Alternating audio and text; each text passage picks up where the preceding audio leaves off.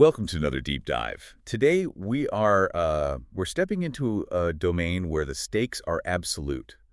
The margin for error is essentially non-existent, and the narrative of how someone lived or how they died is reconstructed from the most microscopic of details. It really is. We are dissecting the foundational principles of forensic science and crime scene investigation today. Right. And the core theme I want you, the listener, to anchor yourself to today is this. The forensic story does not start on the autopsy table. It begins at the scene. That is a critical starting point. Long before a forensic pathologist makes their first incision or, interprets a morphological finding in the mortuary, physical evidence has to be identified. It has to be preserved, documented, and collected with an incredibly methodical discipline. Because the scene itself is a silent witness. Exactly. Its language is complex, but it is highly fragile. It has to be recorded accurately before any disturbance alters its message. So today, we're going to build a comprehensive conceptual framework of how investigators actually achieve that. But before we plunge into those mechanics, I do need to give you a very crucial disclaimer. Our mission today is to build that conceptual framework to support your reading of Simpson's Forensic Medicine, specifically Chapter 21. Yes, we are going to explore the concepts, the case studies, and the overarching logic of the field. However, this deep dive is absolutely not a replacement for reading the actual textbook. Whether you are a medical student prepping for your final exams, a junior doctor revising medico-legal principles for a surgical rotation, or a senior clinician revisiting these foundations, you still need to open the book and study the text. Think of our discussion as your audio companion. We are here to help anchor those complex concepts in your memory. We'll be focusing on the underlying reasoning rather than just reciting rote lists. We want to encourage you to integrate pathology, physiology, scene findings, and the law. And that integration hinges entirely on one massive, non-negotiable concept: scene integrity. Right, because if scene integrity fails, the entire scientific and legal process downstream is completely compromised. No amount of brilliant pathology can save the case at that point. The rigorous logic required to maintain that integrity is just fascinating to me. I mean, it is highly structured observation applied to absolute chaos. It has to be. Let's start with the foundational philosophy of forensic science. Professor Jim Frazier offers a comprehensive definition that really grounds the discipline medico-legally. Yeah, Frazier describes forensic science as the application of science to matters of legal interest. More specifically, he defines it as the investigation, explanation, and evaluation of events of legal relevance. Which covers a massive amount of ground. It encompasses looking at the identity, origin, and life history of humans, but also materials like paints and plastics, substances like drugs and poisons, and artifacts like clothing or weapons. It involves using validated scientific techniques to describe, infer, and reconstruct events. Essentially, it's the rigorous science of associating people, places, and things involved in criminal activities, and then presenting those associations in a way a court can actually understand. You know, there has been this long-standing, almost philosophical debate about whether forensic science is truly a science in the traditional sense, like physics or chemistry, but commentators argue it is founded on two fundamental laws that give it that scientific validity. The first is the principle of individuality. This is often associated with the American criminalist Paul Kirk. It basically posits that every object, natural or man-made, has an individuality that can be established if you look closely enough. But the second principle is arguably the bedrock of the entire field: Locard's exchange principle. Edmond Locard. He was the director of the first crime laboratory in Lyon, France, back in the early 20th century. His theory is usually distilled down to just a few words. Every contact leaves a trace. It sounds simple, but the implications are staggering. The simplicity is deceptive, right? Sure. Because it provides the entire theoretical basis for the recovery and interpretation of physical evidence. Exactly. Locard recognized that when a perpetrator enters a scene or interacts with a victim within that scene, an exchange of materials inevitably occurs.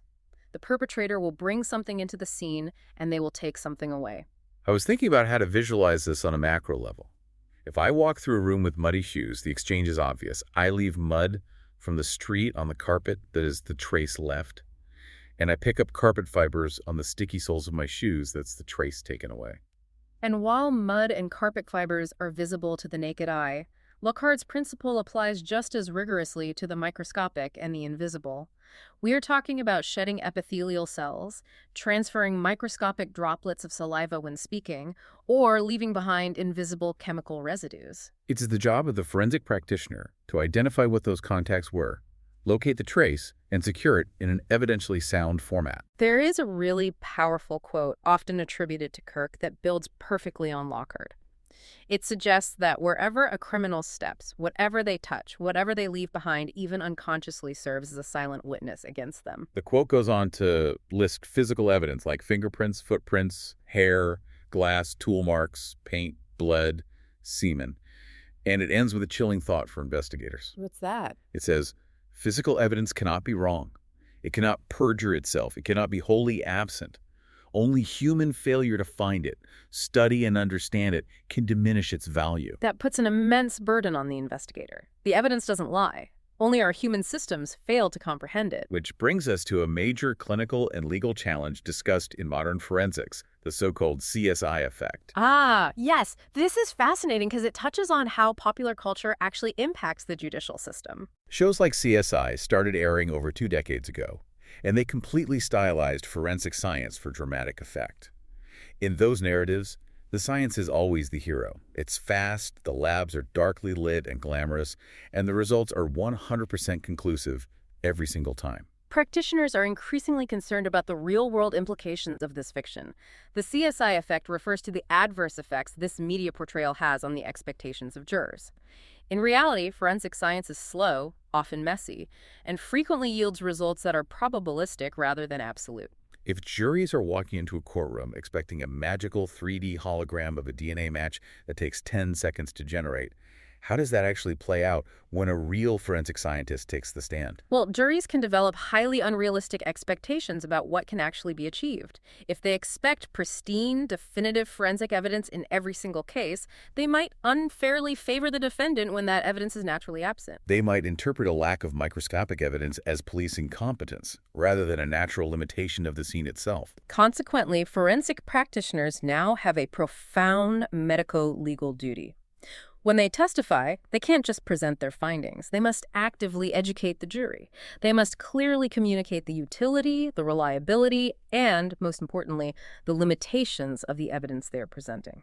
If TV shows are giving juries these wild expectations of pristine, uncontaminated evidence, the pressure on the people first arriving at the actual crime scene must be immense. Yeah. How do investigators even begin to guarantee that the physical evidence isn't tainted the moment they step out of their vehicles? That requires transitioning from philosophy to strict methodology. The principles of establishing, managing, and investigating a crime scene are fairly uniform globally. The ultimate aim is always to secure, identify, and preserve evidence for court. A crime scene officially becomes an entity the moment police cordoned off an area of interest. And it isn't just about throwing up some police tape and calling it a day. There is a rigid protocol for who crosses that line. Within that cordoned-off zone, every single person who enters or leaves must be entered into a formal scene log with a signature and a timestamp. This isn't just bureaucratic red tape either. No, it is the genesis of the chain of custody. It tracks exactly who had access to the evidence, which is the very first thing a defense barrister will scrutinize. The scene is also physically guarded by police personnel to maintain that perimeter against the public, the press, and even other unauthorized police officers. Let's look at the team operating inside that perimeter. In the UK system, who is actually directing the forensic strategy? You have the crime scene manager, or CSM. They are in overall charge of the scene itself and control all personnel examining it. The CSM liaises constantly with the senior investigating officer, the SIO. Now, the SIO has overall management responsibility for the entire criminal case. The interviews, the intelligence, the media. Right, but the CSM devises the specific scientific examination strategy based on what the SIO's inquiry actually demands. And the people executing that strategy, doing the physical recovery, are the scene of crime officers, the SOCOs, or crime scene investigators, CSIs. Yes, and it's worth noting these are largely civilian staff with specialized scientific training, though some are still serving police officers. At larger, more complex incidents, the CSM might bring in forensic pathologists, forensic physicians, or specialists like blood pattern analysts. But crucially, before any of these experts cross the cordon, There is a mandatory pre-entry briefing. Why is a briefing outside the scene so critical to preserving the evidence inside? Because if multiple specialists walk in simultaneously without a coordinated plan, they will destroy each other's evidence. The facts, as known at that moment, are presented by the CSM, so a sequence of examination can be decided. You might need the trace evidence expert to secure loose fibers from a doorway before the blood pattern analyst walks through it. Exactly. A coordinated approach ensures evidence recovery is maximized without personnel stepping on each other's toes. I was reading about the contamination protocols, and it blew my mind how everyday instincts become forensic nightmares. If I walk into a dark room, my very first instinct is to reach out and hit the light switch. And that instinct right there is exactly what ruins a scene. We have to guard against two types of contamination: investigator to scene, where you deposit your own DNA or fibers, and scene to investigator, where you take hazardous materials out with you. Light switches and door handles are prime real estate for trace DNA and latent fingerprints. An investigator absolutely cannot touch them. So they wear full personal protective equipment: overalls, double gloves, overshoes, and masks.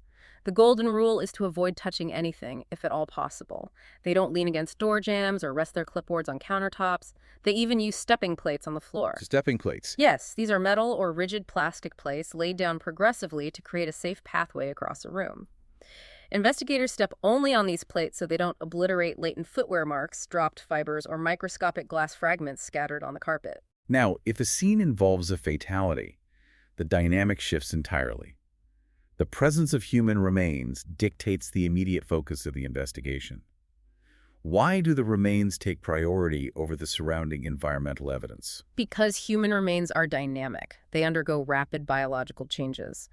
The process of decomposition, particularly in the first few days and weeks, will aggressively alter, mask, or completely destroy evidence on the body. Fluids purge, tissues break down, and entomological activity accelerates. Therefore, the initial examination focuses heavily on the immediate area around the remains. The body is meticulously documented in situ and then expeditiously removed to the mortuary for a post-mortem examination.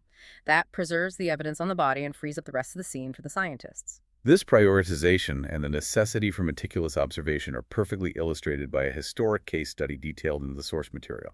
The acid bath murders from 1949. Oh, this is an incredible narrative of forensic science defeating criminal hubris. Tell me about John George Hay. John George Hay is a classic example of a killer who believed he could outsmart the fundamental laws of nature and forensics. He murdered a woman named Olive Duran Deacon, motivated by financial gain. Believing that a murder charge required an intact corpse, the concept of corpus delicti, he attempted to completely eradicate her remains. He placed her body in a 40-gallon drum and filled it with concentrated sulfuric acid at his workshop in Crawley, West Sussex. And he was so confident in his method that he actually bragged to the detectives when they began questioning him. He literally said, "Mrs. Duran Deacon no longer exists. I have destroyed her with acid. How can you prove murder if there is no body?" He fundamentally misunderstood both the law and chemistry. While sulfuric acid is highly corrosive to organic tissue, it doesn't instantly vaporize matter, and certain materials are highly resistant to it. Hay eventually emptied the corrosive sludge from the drum into the dirt yard outside his workshop. But Locard's principle dictates that the trace remains. The investigators brought in the forensic pathologist Keith Simpson. When he examined that yard, what did they actually find in the dirt? The police essentially excavated the yard and painstakingly sieved the yellow, greasy, acid-soaked earth. They recovered a staggering amount of trace evidence that had survived the chemical assault. They found acrylic dentures, human gallstones, which are highly resistant to acid, most of a left foot, fragments of bone, part of a plastic handbag, and the top of a lipstick case. Finding the fragments is one thing, but Simpson's pathological analysis in the lab is what built the case. He had to prove these weren't just animal bones from a butcher's scrapyard. Precisely. Despite the extreme degradation, Simpson applied rigorous morphological analysis. He identified a specific pelvic bone fragment that retained distinct female anatomical characteristics. Wow. Furthermore, he noted that the better preserved bone fragments showed clear signs of senile change, specifically osteoarthritic markers, indicating they belonged to an elderly individual. Matching the demographic profile of the 69-year-old victim. Exactly. And the definitive identification came from the surviving acrylic dentures. Mrs. Duran Deacon's dentist was able to examine them and positively confirm they were the exact set he had manufactured for her. Hay has absolute certainty that he had destroyed the evidence was dismantled by meticulous, patient, scientific observation. He was convicted and subsequently executed. It is a stunning historical reminder that destroying evidence is incredibly difficult. Once the scene is processed, the sesios finish their recovery, and the body is removed, the scene is eventually closed down, the cordon is lifted, and the premises are handed back or secured. But during all of that, investigators have been seizing physical items. Let's walk through the conceptual framework of evidence recovery. The pathway is straightforward. Recovery dictates packaging, which requires meticulous documentation, all to ensure admissibility in court. When an item is targeted for recovery, it is first photographed exactly as it lies in situ. Then it's assigned a unique identifying number, carefully seized and packaged. The exhibit numbers usually consist of the initials of the officer seizing the item, followed by a sequential number. So if Officer John David Miller seizes the very first item at a scene, it is labeled JDM.1. The packaging logic is something I find highly practical but easily overlooked. You can't just toss a bloody shirt into a plastic evidence bag and seal it up.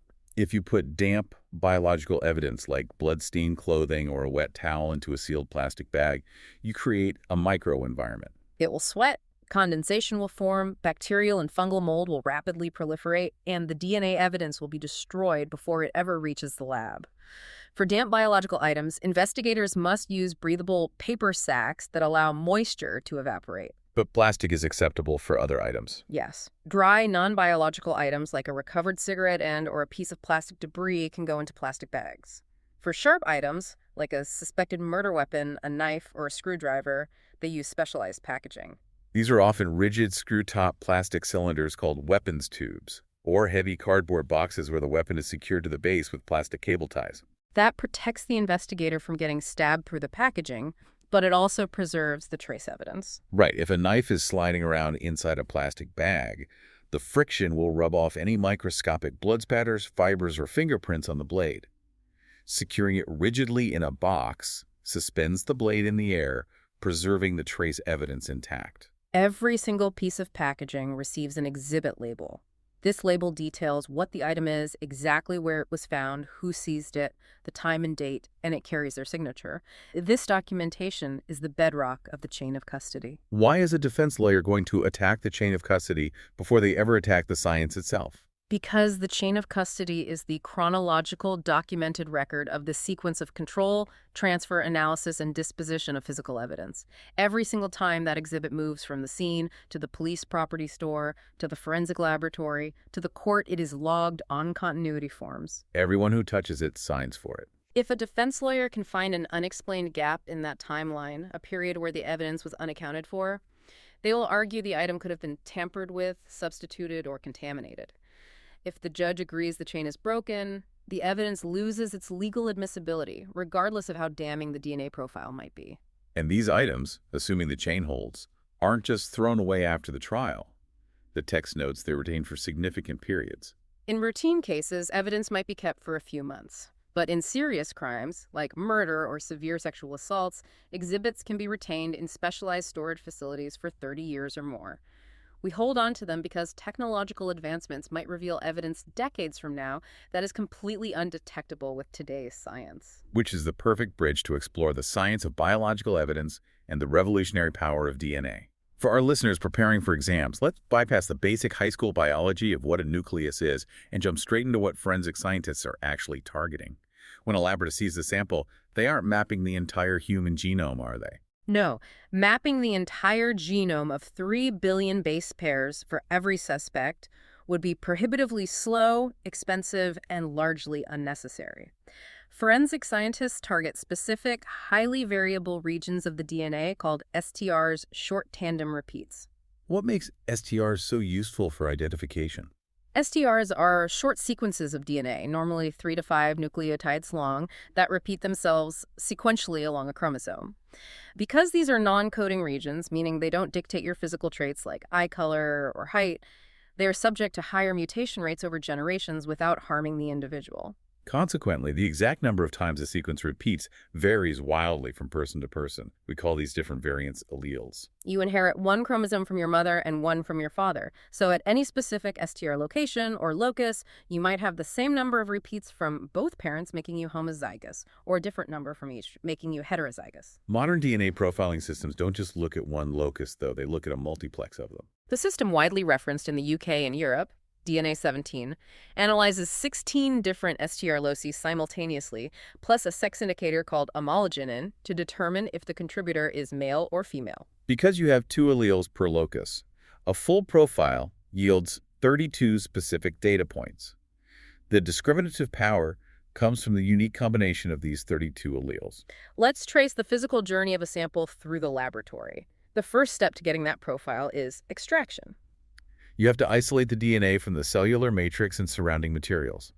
The chemical extraction method must be tailored to the sample type, right? Exactly. Extracting DNA from a calcified, ground-up molar requires a harsh demineralization process. That is fundamentally different from the gentle lysis buffers used to extract DNA from epithelial cells on a cigarette end. Once it's extracted, you have to measure it. Step 2 is quantification. You need to know exactly how much template DNA you've recovered. What is the optimal target amount for standard profiling? The concentration of forensic samples is often incredibly low, measured in nanograms per microliter. For standard STR amplification, scientists aim for an optimal target of around 0.5 to 1 nanogram of DNA, though the chemistry can perform reliably with as little as 0.2 nanograms. To contextualize that for the clinicians listening, how many human cells does 0.2 nanograms represent? A single human diploid cell contains roughly 6 picograms of DNA. So 0.2 nanograms is the DNA equivalent of approximately 30 to 33 intact cells. That is an astonishingly small margin, just 30 cells, which makes step 3, amplification, the true engine of forensic biology. We're talking about PCR polymerase chain reaction. How does PCR turn 30 cells into a readable profile? PCR is an elegant Nobel Prize-winning molecular photocopier. It uses a thermostable enzyme, Taq polymerase, in a catalyzed reaction. A thermal cycler repeatedly heats and cools the sample, typically through 28 cycles for standard analysis. So it's a temperature-driven process. Yes. First, the sample is heated to near boiling, which breaks the hydrogen bonds and denatures the double-stranded DNA into single strands. Then the temperature drops, allowing highly specific synthesized primers to anneal or bind to the DNA flanking the target STR regions. Finally, the temperature is raised slightly, and the Taq polymerase extends a new complementary strand. And because this cycle repeats, the growth is geometric. 1 copy becomes 2, 2 become 4, 4 become 8. After 28 cycles, you have millions of copies of just the specific STR regions you want to look at. But how do we actually see them? I know the primers are tagged with fluorescent dyes. The fluorescent tagging is vital for the final step, capillary electrophoresis. The massively amplified sample is injected into microscopic capillaries filled with a polymer gel, and a high voltage is applied across it. DNA is negatively charged, so it migrates toward the positive electrode. And the alleles have different molecular weights based on how many repeats they contain, right? A sequence that repeats 10 times is physically shorter and lighter than one that repeats 15 times. Precisely. Because they differ in size, they travel through the gel at different speeds. The shorter, lighter alleles pass through the capillary faster than the heavier ones. Near the end of the capillary is a laser. As each allele passes the laser, the fluorescent dye tag is excited and flashes a specific color. A detector records the time it took the allele to travel, which tells us its size or number of repeats, and the color of the flash, which tells us which locus it belongs to.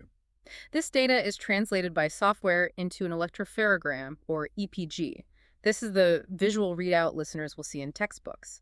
It's a flat baseline with a series of distinct peaks, where the position and color of the peak tell the scientist exactly which alleles are present. Once the scientist has that EPG profile from the crime scene stain, they compare it to a reference profile like a buccal swab taken from a suspect. The logic is exclusionary first. If the crime scene profile has an allele that the suspect does not possess, the suspect is definitively excluded as the source of that DNA. However, if the profiles match at every single allele across all 16 loci, they cannot be excluded. Then we arrive at the match probability, the statistical weight of that match. Assuming they aren't identical twins, the source text states the estimated probability of a full DNA 17 profile belonging to an unrelated random individual in the population is less than 1 in 1 billion. That staggering statistic is derived using population genetics. Scientists know the frequency of every allele in the general population. Because the 16 loci are on different chromosomes or far apart on the same chromosome, they are inherited independently. Therefore, using the product rule, you multiply the individual frequencies of each allele together.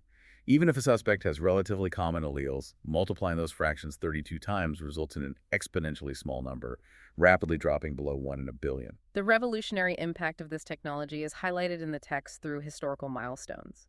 Let's explore the Colin Pitchfork case from the 1980s.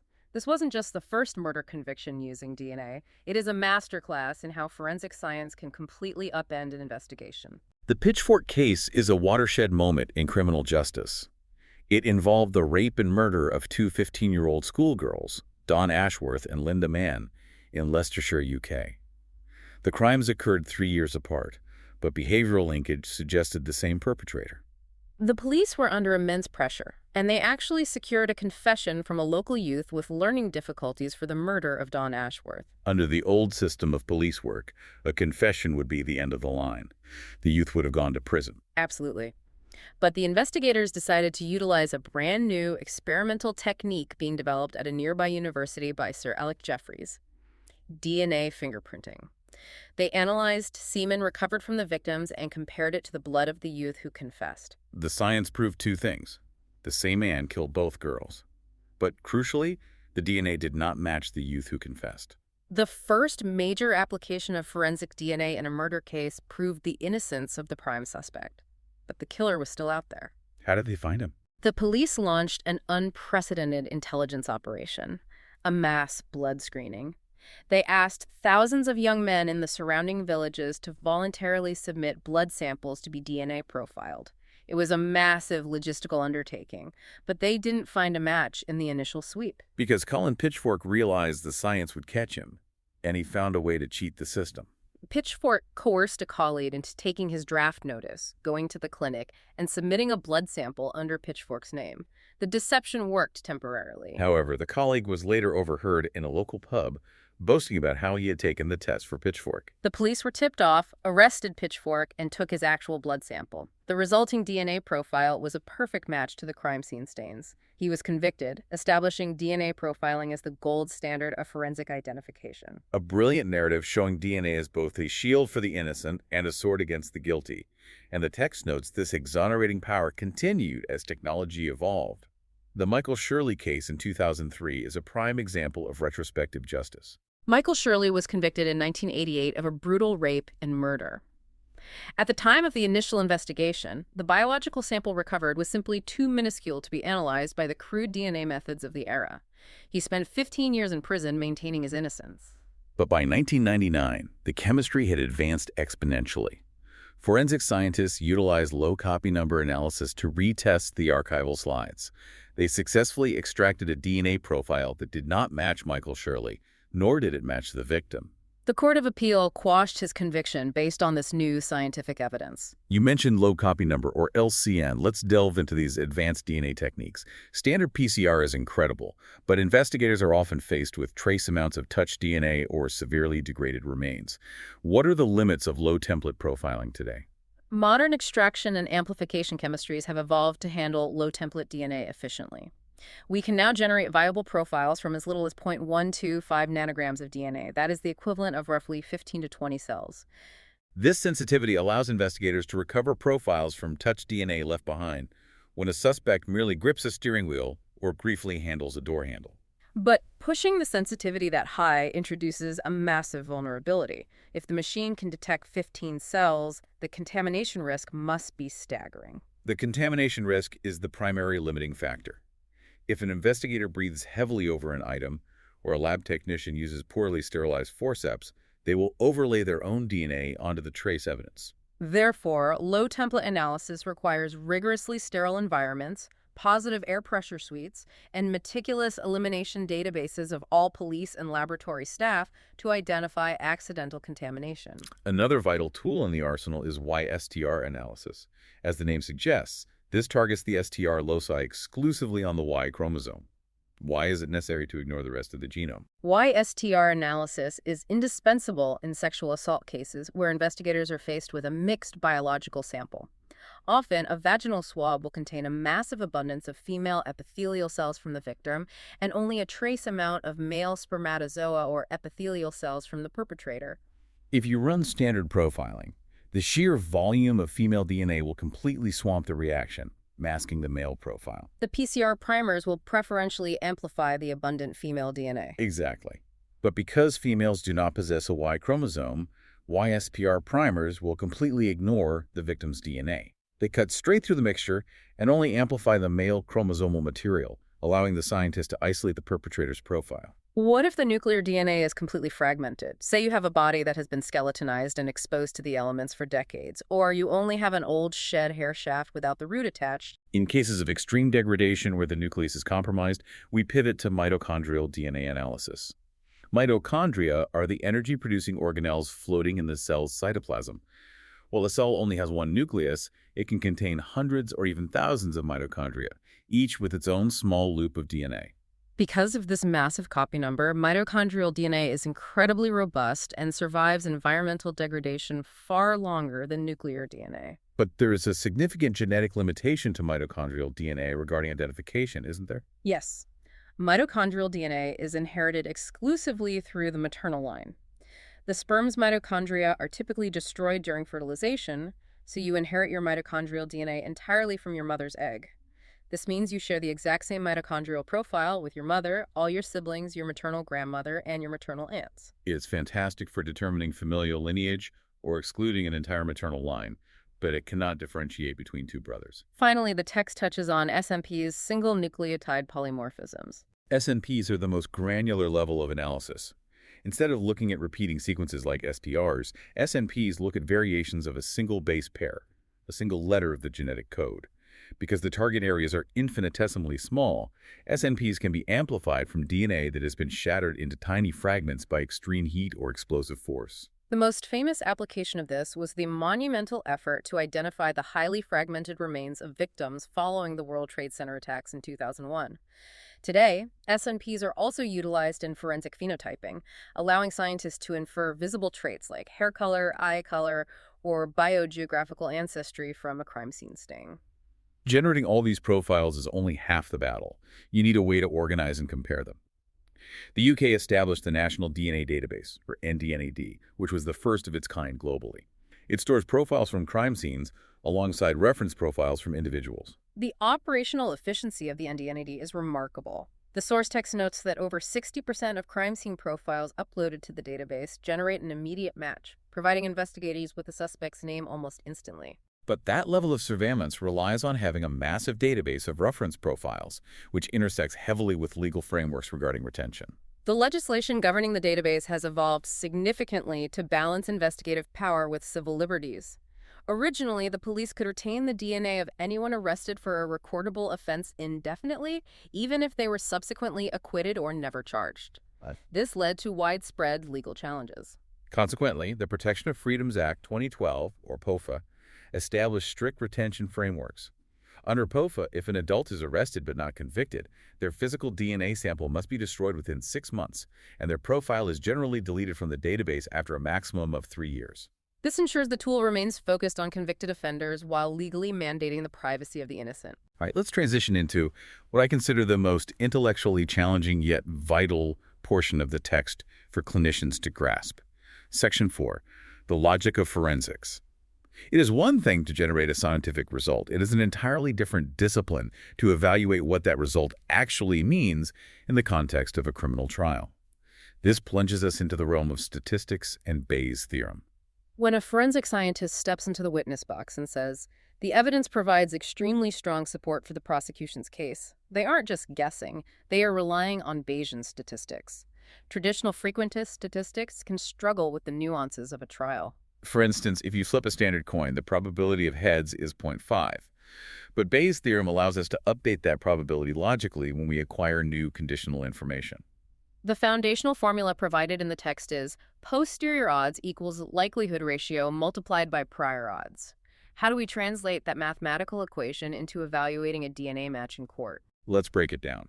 The prior odds represent all the non-scientific evidence the jury has heard: eyewitness testimony, CCTV, motive. That is outside the scientist's remit. The scientist's entire job is to provide the likelihood ratio. To calculate this, the scientist assesses the probability of finding the scientific evidence given two mutually exclusive competing hypotheses. And those hypotheses are typically the prosecution's stance versus the defense's stance. Exactly. Hypothesis A, the prosecution. The DNA found on the knife originated from the suspect. Hypothesis B, the defense. The DNA originated from some random, unrelated person in the population. The scientist calculates the probability of the evidence occurring under hypothesis A and divides it by the probability of the evidence occurring under hypothesis B. The resulting number is the likelihood ratio. If the ratio is 1,000,000,000 to 1, it heavily updates the prior odds, leading the jury to the posterior odds, their final belief of guilt or innocence. This sounds perfectly logical, but there is a massive cognitive trap that frequently derails trials if the statistics aren't articulated carefully.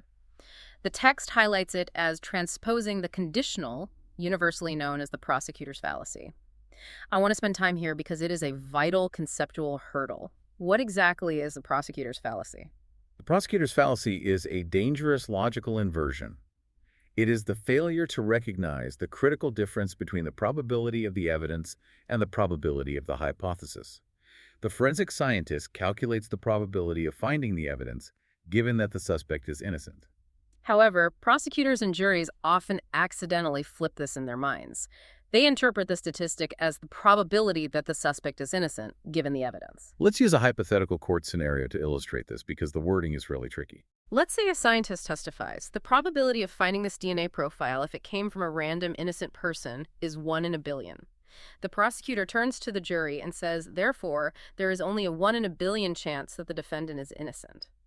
That statement is a total fallacy. Why is it fallacious? The numbers seem to align. Because the prosecutor's statement evaluates the scientific evidence in a complete vacuum, ignoring all contextual, non-criminal reasons the DNA might be present. What if the defendant lived in the house where the murder occurred?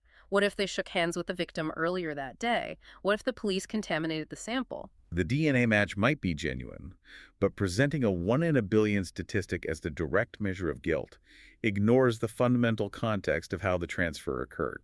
To combat this logical chaos, the forensic community utilizes a structured framework detailed in Box 21.6, Case Assessment and Interpretation, or CAI. It ensures scientists don't overstep their boundaries. CAI categorizes the interpretation of evidence into 3 distinct routes. The first is the factual route. The factual or technical route is purely findings-led. It answers direct, measurable questions with zero interpretation of events. What is the concentration of alcohol in this blood sample? Or does this stain contain seminal fluid? The scientist provides the data and nothing more. The second is the investigative route. This route is utilized early in a case when police need leads. It involves generating potential scenarios based on the physical traces without assigning statistical probabilities. For example, based on the distribution of this glass, one explanation is that the window was smashed from the outside. Another is that the suspect was standing nearby when it shattered. It helps guide the SIO strategy. The final and most complex route is the evaluative route. This is where the scientist uses the ENFSI scale, a standardized verbal scale ranging from no support to extremely strong support to express the weight of the evidence. And this brings us to the hierarchy of propositions. This is an absolute staple for medical and legal exams. Let's delineate between a source-level proposition and an activity-level proposition. Source-level propositions address the physical origin of the material. The scientist evaluates the match and states, the findings provide extremely strong support for the proposition that this saliva originated from the descendant. It confirms the who, but says nothing about the how. And the activity level. Activity-level propositions are far more complex and significantly more useful to the court. They address the mechanism of transfer. The scientist evaluates the location, the quantity, and the distribution of the evidence. They might conclude, the findings provide strong support for the proposition that the defendant bit the victim rather than transferring saliva via casual contact, such as sharing a drinking glass. Activity level incorporates the context of the scene. The text mentions a third level, the offense level. A proposition like, the defendant committed assault. And the text is unequivocal about this. Forensic scientists must never address the offense level. Determining guilt or innocence is the exclusive constitutional domain of the judge and jury. If a scientist steps into the offense level, they are usurping the court. Adhering to these strict proposition levels is a major way scientists mitigate cognitive bias. The Forensic Science Regulator issues specific guidance, FSRG 217, to manage bias. Cognitive bias is an inherent human vulnerability. If an investigator tells a scientist, "We know this guy did it, we just need you to confirm it," the scientist might unconsciously interpret ambiguous data in a way that confirms the investigator's narrative. To mitigate this, labs employ blinding techniques, structured frameworks like CAI, and rigorous independent peer review of all conclusions before they reach a courtroom. Let's shift from the philosophical evaluation of evidence back to the physical reality of the scene in Section 5, uncovering the invisible. We're talking about body fluids and blood stain pattern analysis. When a scientist encounters a suspicious stain, they employ presumptive tests to indicate what it might be and confirmatory tests to prove it. Let's delve into the chemistry of detecting blood. Blood at a crime scene doesn't always resemble the bright red fluid we expect. It oxidizes, turns brown, and can be visually obscured on dark fabrics. So scientists take a tiny scraping of the stain onto filter paper and apply chemical presumptive tests. The two workhorses of the industry are leukomalachite green, or LMG, and the Kasselmeyer test, or KM. How do these chemicals interact with the blood? Both tests exploit the biochemical properties of hemoglobin, specifically its peroxidase-like activity. When you add a drop of hydrogen peroxide to the chemically treated filter paper, the hemoglobin in the blood catalyzes the oxidation of the LMG or KM reagent. This rapid oxidation causes a dramatic color change. LMG turns a vibrant green, and the Kasselmeyer test turns bright pink. But what if the perpetrator spent hours scrubbing the floor with bleach and water? The visible stain is gone. Physical cleaning removes the bulk of the fluid, but microscopic residues of iron from the hemoglobin invariably remain trapped in the microscopic pores of the floorboards or tile grout. To detect this, investigators spray the area with luminol. When luminol reacts with the latent iron in a darkened room, it produces a distinct, transient blue chemiluminescence, a glowing reaction that maps exactly where the blood was before it was cleaned. Let's move to seminal fluid. The initial presumptive test is the acid phosphatase, or AP test. Human seminal fluid contains exceptionally high concentrations of the enzyme acid phosphatase, produced by the prostate gland. To screen an item like a bedsheet, investigators press a large sheet of damp filter paper against the fabric to map any invisible stains. They then spray the paper with an AP reagent. If a rapid, intense purple color develops within seconds, it strongly indicates the presence of semen. You stressed rapid and intense. Are there biological false positives that react with the AP test? Yes. Vaginal secretions, certain bacterial infections, and even some plant juices contain lower levels of acid phosphatase. These can produce a slow, weak, pinkish-purple reaction. Because of these false positives, an AP test must always be followed by microscopic confirmation. The scientist extracts the cellular material from the stain, stains it with specific dyes, and searches under a high-powered microscope for intact spermatozoa. The visual identification of a sperm cell is the absolute confirmatory test. The source text highlights a fascinating forensic anomaly regarding laundered clothing. What happens if a victim's clothing goes through a full cycle in a washing machine? This is a crucial investigative detail. The mechanical action and detergents of a washing machine will readily dissolve and wash away the water-soluble acid phosphatase enzyme. Therefore, if you run an AP test on washed clothing, it will likely be negative. However, the physical structure of the spermatozoa cells, particularly the heads, are incredibly resilient and can remain tightly entangled in the woven fibers of the fabric. So if an investigator knows an item has been washed, they will bypass the chemical screening and go straight to aggressive microscopic extraction. What if the suspect has had a successful vasectomy? There are no spermatozoa in the fluid to identify microscopically. In cases involving vasectomized males, the scientist relies on immunological or chemical confirmatory tests. They will test for prostate-specific antigen, or PSA, using targeted antibody assays. Alternatively, they can use the Florence iodine test, which detects the presence of choline, a chemical abundant in seminal fluid, by forming characteristic microscopically identifiable brown crystals. Identifying saliva poses a different challenge because it is inherently translucent. To map saliva, we target amylase, an enzyme present in high concentrations in human saliva that breaks down starches. Investigators use the fibres test. They apply a specialized paper containing starch linked to a blue dye. If amylase is present, it digests the starch, releasing the dye and turning the paper a uniform blue. It is an excellent technique for swabbing bite marks or investigating the areas around a victim's mouth. However, scientists must interpret it cautiously, as amylase is also found in lower levels in sweat, vaginal secretions, and feces. For completeness, the text briefly mentions tests for urine and feces. Urine is presumptively identified using the DMSC test, which reacts with urea to produce a color change. Feces can be identified using Edelman's test, which specifically detects urobilinogen, a byproduct of bilirubin breakdown in the gut. We've been talking about microscopic biochemical traces, but what about the macro level? When a violent struggle occurs, blood doesn't just transfer, it is projected. It obeys the laws of fluid dynamics. Let's delve into bloodstain pattern analysis, or BPA. The conceptual anchor here is simple. Vessel damage plus force applied equals a predictable pattern. How do investigators read a room covered in blood? Let's start with gravity-driven downward drips. If a person is bleeding statically and blood drips purely under the force of gravity, the resulting stain depends entirely on the surface it strikes. If a drop falls 90 degrees onto a smooth, flat surface like a glass table, it forms a perfect circular pool. But if it falls onto a rough, textured surface like concrete or carpet, the edges of the circle will be highly distorted and scalloped. Furthermore, if blood drops continually fall into an already wet pool, the kinetic energy displaces the fluid, creating small satellite drops that splash outward from the center. Then we encounter contact stains.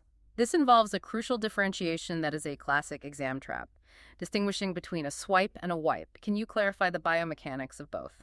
The terminology is vital for reconstructing the sequence of events. A swipe occurs when a blood-stained object, like a bloody hand or a weapon, moves across a clean, unstained surface. The blood is transferred onto the clean wall. A wipe, conversely, occurs when a clean object moves through an existing wet blood stain. Imagine a drop of blood is already on the wall, and the victim's clean hand dragged through it, altering the original stain's boundary. Next is impact spatter. This occurs when significant force strikes a source of liquid blood, breaking the fluid tension and scattering it.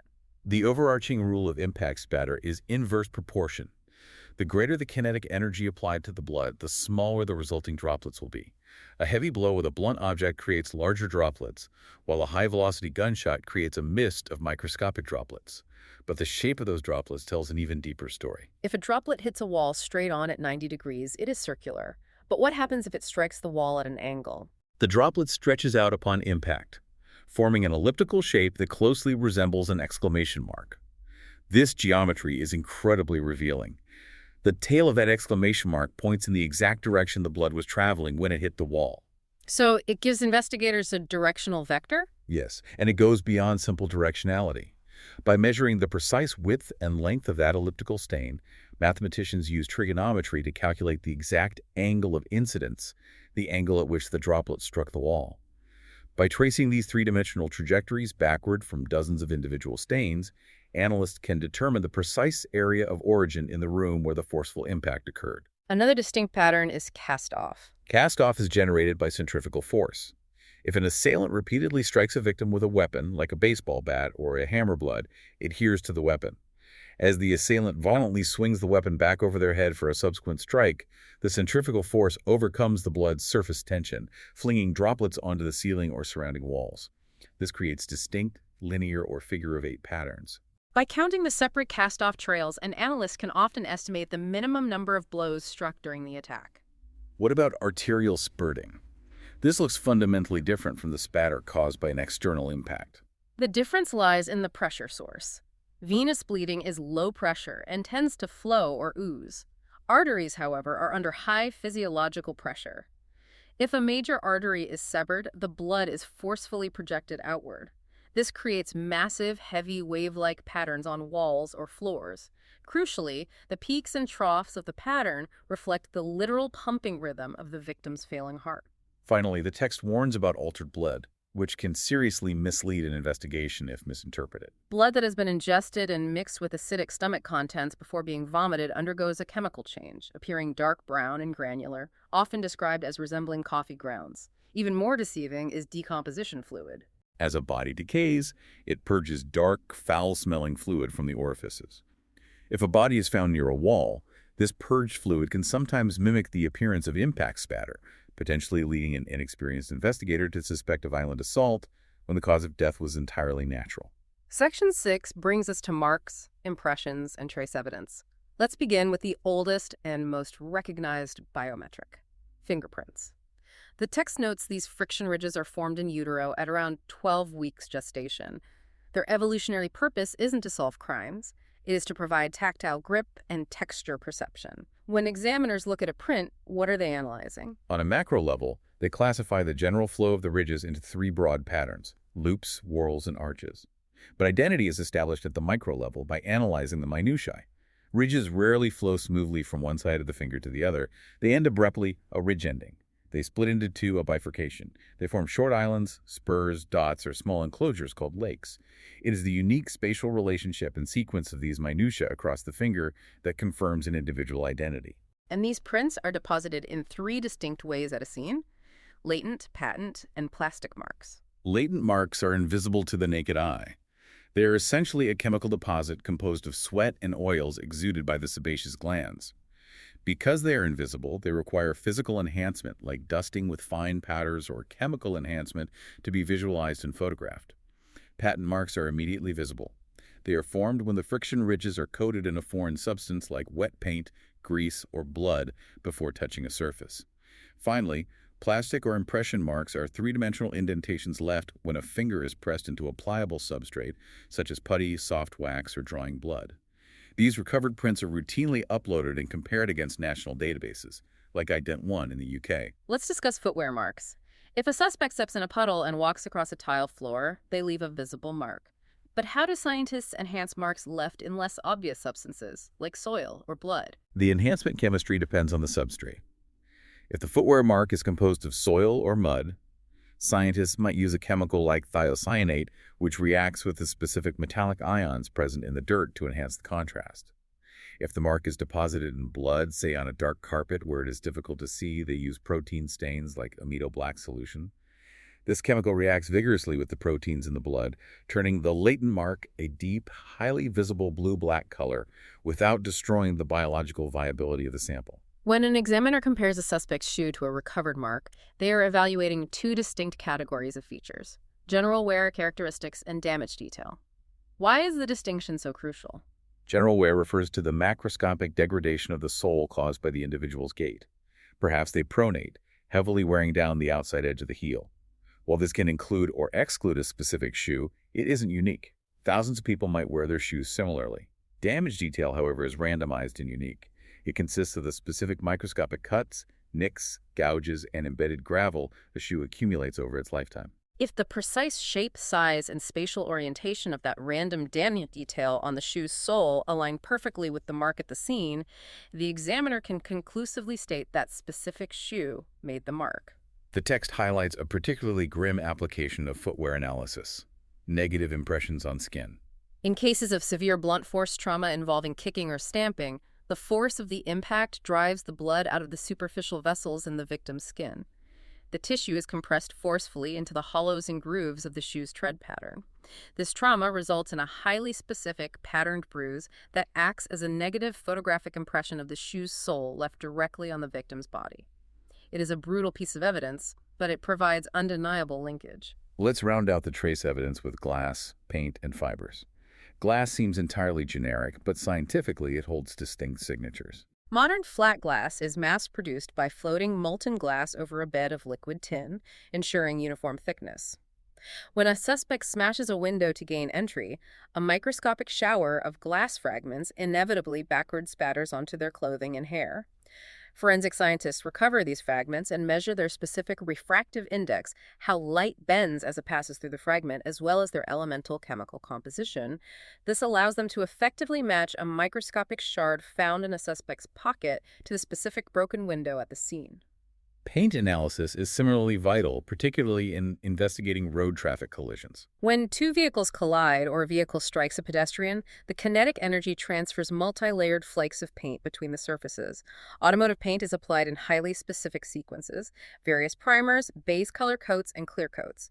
Scientists embed the recovered paint flake in resin and examine the cross-section under a high-powered microscope. The specific sequence, thickness, and chemical composition of those layers act as a highly distinctive fingerprint for the vehicle's make, model, and year of manufacture. And finally, fibers.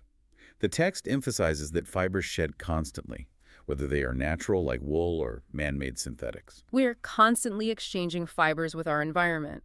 By utilizing microspectrophotometry to analyze the exact dye composition and chemical structure of a microscopic fiber, investigators can reconstruct a suspect's movements. They can definitively evaluate a suspect's alibi by proving, for example, that the suspect was sitting in the driver's seat of the victim's car based on the specific, localized transfer of upholstery fibers found on the back of the suspect's trousers. We have dissected an immense amount of complex methodology today. To ensure this conceptual framework actually sticks, let's move into our learning reinforcement. I'm going to pose a few rapid, single best answer style questions to test my own grasp of the material, and I encourage you listening to mentally answer them before our expert weighs in. I'm ready. Let's test the chemistry of body fluids. If I take a scraping of a suspected blood stain and the chemical reagent turns a vibrant pink color, which specific presumptive test am I utilizing? Take 3 seconds to lock in your answer. A pink reaction indicates the Kastle-Meyer, or KM test, which reacts to the peroxidase activity of hemoglobin. If you need to review the chemistry, revisit the body fluid analysis section of the chapter. Let's evaluate a bloodstain pattern. I am analyzing a crime scene, and I observe a wet, circular drop of blood on the wall. The suspect's clean hand has clearly dragged through that existing drop, smearing it outward. Based on the biomechanics of transfer, is that altered pattern defined as a wipe or a swipe? Think about it for a second. That mechanism defines a wipe. The clean object moved through the existing wet stain. A swipe occurs when a bloodstained object strikes a clean surface. The biomechanics of these transfers are detailed in the blood pattern analysis section. Moving to the laboratory. When a scientist extracts a sample and prepares it for standard STR amplification via PCR, what is the optimal target mass of DNA they are attempting to isolate to ensure a robust profile? The targeted optimal mass is around 0.5 to 1 nanogram, though it can function at 0.2 nanograms, which correlates to approximately 30 intact cells. The specific metrics of laboratory processing are found in the sample analysis section. Let's test the logic of interpretation. A forensic scientist testifies in court that the physical evidence heavily supports the proposition that the suspect transferred their saliva by aggressively biting the victim, rather than through casual contact. Within the case assessment and interpretation framework, what level of proposition is the scientist addressing? By addressing the mechanism of transfer the bite, the scientist is operating at the activity level. This is the most complex scientific level before crossing into the legal domain. The hierarchy is outlined in box 21.6. Back to the scene. An investigator discovers a latent footwear mark deposited in a faint layer of blood on a dark carpet. What chemical solution will they apply to react with the proteins and enhance the visibility of that specific mark? They will utilize amido black solution, a protein stain designed specifically to turn blood marks a deep blue-black. Enhancement techniques are covered in the footwear mark section. Finally, evidence recovery. An investigator is seizing a victim's shirt that is heavily saturated with damp blood. To preserve the integrity of the biological material and prevent rapid degradation during transit, what specific packaging material must they utilize? Take 3 seconds. They must secure the damp item in a breathable paper sack to allow moisture to evaporate and prevent mold proliferation. The strict protocols of recovery are found in the evidence packaging section. Excellent. Let's synthesize everything we've explored today. We have taken a massive journey through the architecture of a forensic investigation. We started on the perimeter, understanding the absolute necessity of the scene log and the cordon to defend against contamination and combat the unrealistic expectations of the CSI effect. We navigated the interior protocols, prioritizing the rapid decay of human remains and understanding why a rigid chain of custody is the only thing protecting evidence from being thrown out of court. We zoomed down to the molecular level, examining the thermal cycles of PCR, the geometric amplification of STR alleles, and the staggering statistical power of a 1,000,000,000 DNA match. We navigated the dangerous logical minefield of Bayes' theorem and the prosecutor's fallacy to ensure science serves justice, rather than confusing it. And we decoded the macro environment, reading the telling geometry of bloodstains, the unique damage detail of footwear, and the chemical signatures of microscopic trace evidence. And as we close this deep dive, I want to leave you with a final, slightly provocative thought to consider as you return to the textbook. We have spent the last hour discussing how Locard's exchange principle guarantees that every contact leaves a trace. But as our scientific extraction methods become exponentially more powerful, as our ability to detect DNA shrinks from requiring a visible drop of fluid, down to finding a handful of invisible, low-template cells left transiently on the steering wheel, we are forced to ask a difficult, evolving question. At what point does our forensic sensitivity outpace our ability to logically interpret the meaning of that transfer? It is a critical question. If your microscopic DNA is literally everywhere you have ever breathed, spoken, or touched, the future challenge of forensic science isn't simply about proving that the trace exists. It is about proving the context, when, how, and why it got there. A profound thought on the limits of sensitivity versus context to end on. Thank you for joining us on this exploration. Remember, this audio framework is designed to prime your understanding. Now pair it with a deep, focused read of Sing-Son's Forensic Medicine, Chapter 21, to truly master the underlying science. Keep studying, keep questioning the mechanisms, and we will see you on the next deep dive.